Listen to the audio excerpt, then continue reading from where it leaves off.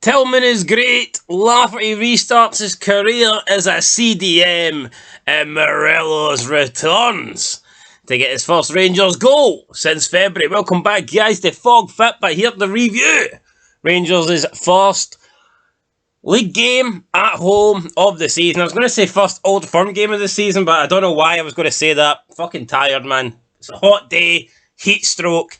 I'll blame it on anything apart from my non-functioning brain.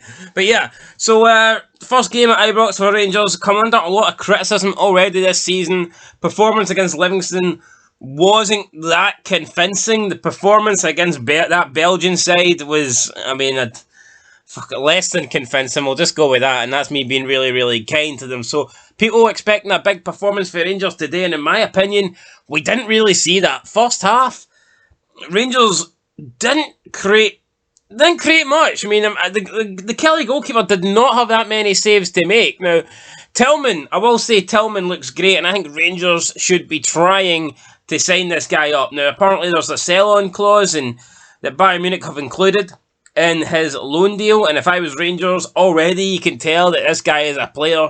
I think Rangers should be looking to invest that money that they got for Bassi and Aribo, and if they ain't going to do it yet, I would at least keep some of that money and leave it aside and pay, unless, of course, the sell, if it's like 20 million or something like that, then obviously that's out of Rangers' ballpark.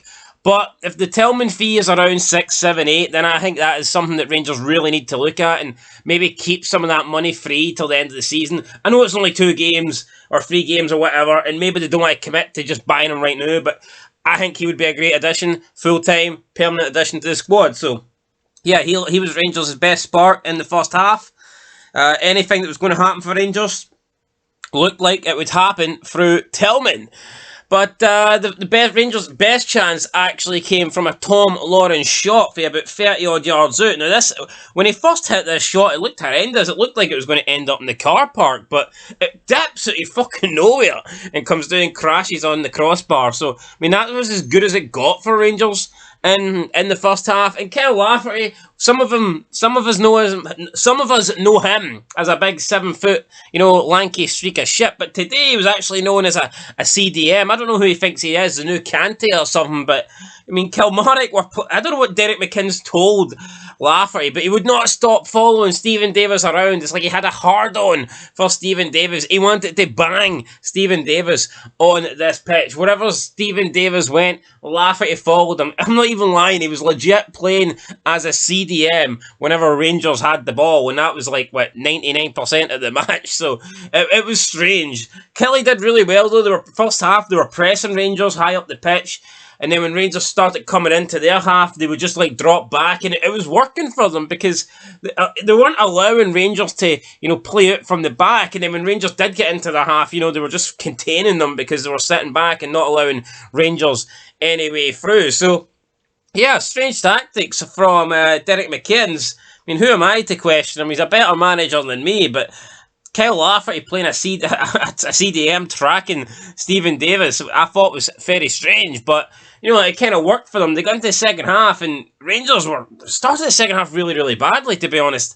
Kelly had the best chance. It was McKenzie. Murray was running down the wing. He crosses it into McKenzie. McKenzie gets ahead of Sands and gets the shot away for about 8 yards out on the outside of the boot. But unfortunately for him, the connection was shit and the ball was way over the bar. But unlike Lawrence's shot, this didn't dip. It just kept on going and going and going. Fuck knows, maybe there's an astronaut in space that can save that ball, but it wasn't. It was easy for McLaughlin. He didn't need to do nothing. But then it was Rangers who got the breakthrough, and this was a big stroke of luck here. Now, people are going to think I'm hating on Rangers, right? I'm not, but the Kelly player slides in to win the ball, and he fucking ends up playing Kovalak through, who I think had a 1-2 with. It might have been, I don't know, who did he have the 1-2 with? It escapes my mind, but he plays a 1-2 with somebody. Was it right? Might have been right. Plays the 1-2, and then Kolak. It was a nice finish, don't get me wrong, but it was an easy finish for him. He's at a good angle. He's a good distance out. It must have been about 12 yards out, kind of like a 45-degree angle. He puts it in. Goalkeeper, no chance. Rangers have the lead. And when Rangers took the lead, I didn't really think there was any way back for Kelly. I mean, they kind of broke Kelly's resistance, and Kelly didn't offer much after that. John McLaughlin almost offered them a chance, but his misplaced pass through the back didn't really result in anything.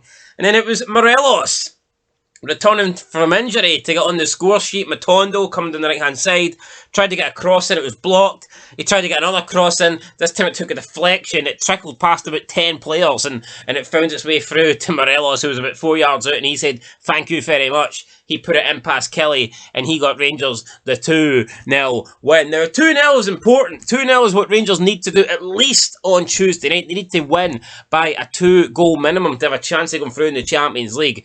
And I've got a feeling it's going to be a lot harder to beat that Belgian side 2-0 than it was to beat Kelly. But I'm not going to disrespect Kelly. Thought they played well today. I've already said my predictions. They'll make top 6 this season. Derek McKinson's a good manager. He's beaten Rangers plenty of times before. Wasn't happening today. It was 2-0 Rangers. Rangers deserved to win. They did. They were the better team. But Kelly also did well. You know, defence, especially first half. Kelly did well pressing Rangers. And they did well containing Rangers. And I don't know what Kyle Lafferty was doing, but whatever he was doing, he done it pretty well. So, yeah. I mean, fair play to Kelly. But they didn't really offer enough going forward.